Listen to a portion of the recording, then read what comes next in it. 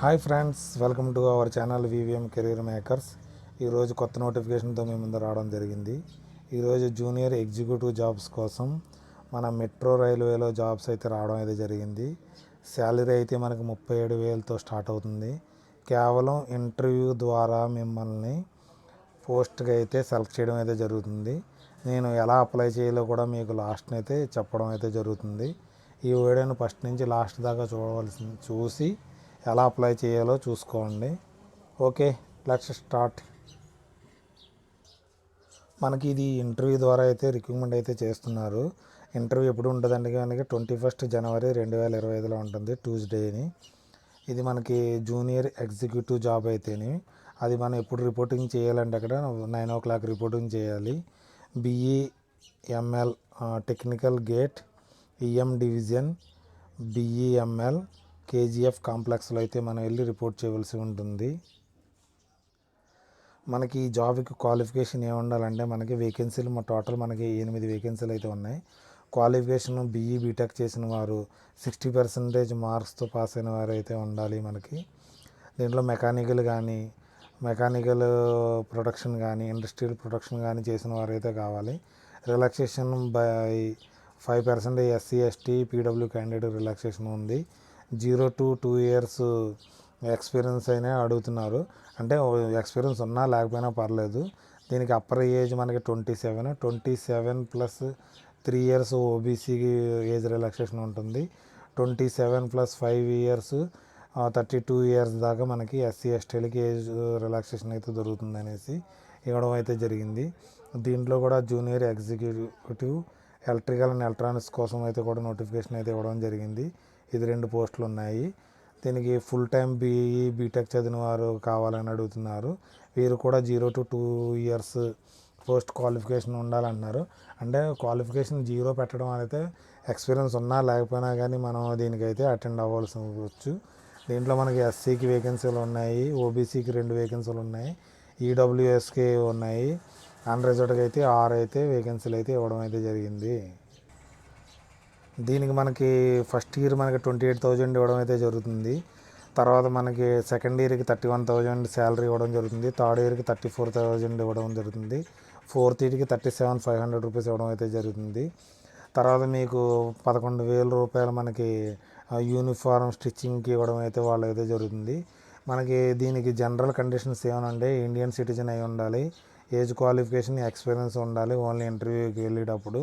తర్వాత OBC SC ST సర్టిఫికెట్లు ఉంటే దానికి తీసుకెళ్ళవలసిందని దీంట్లో రాయడం అయితే జరిగింది. మనం ఇంటర్వ్యూకి వెళ్ళేటప్పుడు ఏం కావాలంటే సెల్ఫ్ అసిస్టెన్స్ కాపీస్ కావాలి. మనకి BEML అప్లికేషన్ ఫామ్, నేను అప్లికేషన్ ఫామ్ చూపిస్తాను ఇప్పుడు ఏమేమి ఫిల్ చేయాలనేసి.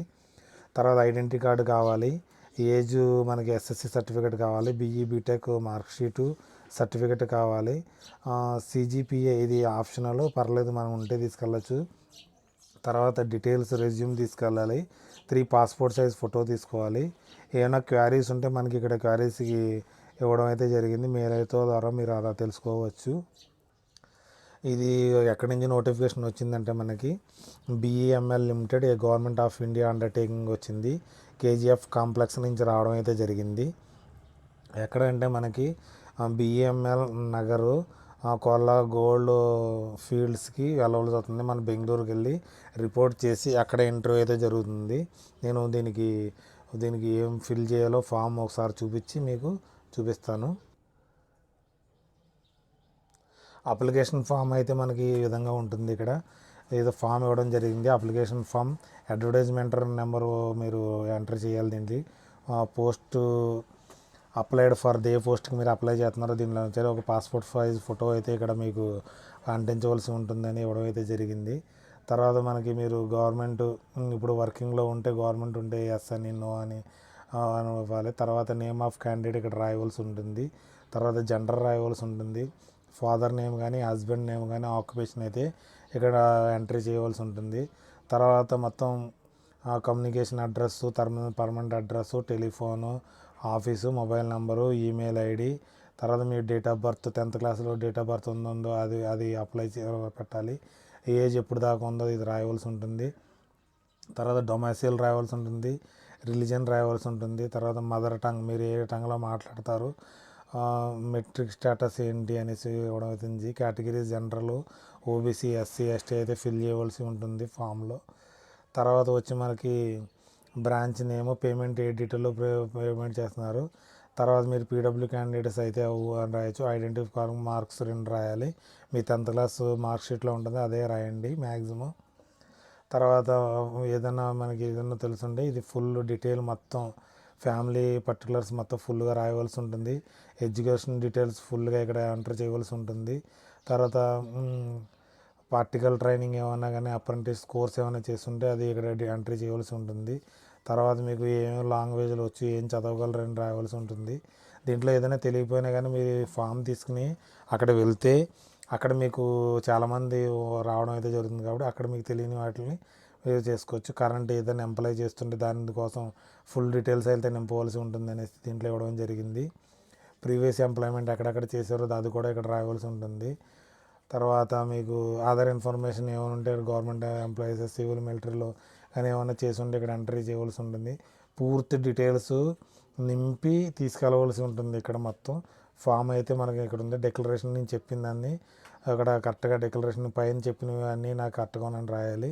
ఇక్కడ మీ సిగ్నేచర్ పెట్టాలి. ఇక్కడ ప్లేసు, డేట్, ఏ డేట్ నింపుతున్నారో ఏ డేట్ రాయాలి.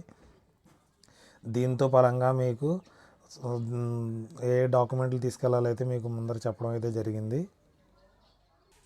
మీరు ఫిల్ చేసిన నింపిన అప్లికేషన్తో పలంగా ఇది చెప్పాను కదా, BE/ML అప్లికేషన్తో పలంగా ఏమేమి తీసుకెళ్ళాలి, ఒక ఆధార్ కార్డు కానీ, ఏ సర్టిఫికేట్, బీటెక్ సర్టిఫికేట్ కానీ, BE సర్టిఫికేట్లు కానీ తీసుకెళ్ళవలసి ఉంటుంది. తర్వాత మీ డీటెయిల్ రెజ్యూమ్ తీసుకెళ్ళవలసింది. ఎక్స్పీరియన్స్ ఉంటే ఎక్స్పీరియన్స్ కూడా దాన్ని తీసుకెళ్ళవలసి ఉంటుంది. 3 పాస్పోర్ట్ సైజు ఫోటోలే తీసుకోవాల్సి ఉంటుంది. ఇది మీకు 3-4 ఇయర్స్కి అయితే దీంట్లో అయితే ఇవ్వడం అయితే జరుగుతుంది. తర్వాత ప్రాజెక్ట్ ఎక్స్టెన్షన్ అవుతే మీకు శాలరీ కూడా పెరుగుతుంది. అప్పుడు మీకు ఎక్స్పీరియన్స్ కూడా వస్తుంది. కాబట్టి మీరైతే తప్పకుండా ఎవరైతే మీకు దీనికి అప్లై చేయాలనుకుంటున్నారో అప్లై చేసి మీరు జాబ్ అయితే పొందగలరని కోరుతూ ఆశిస్తూ, okay, thanks for watching my channel.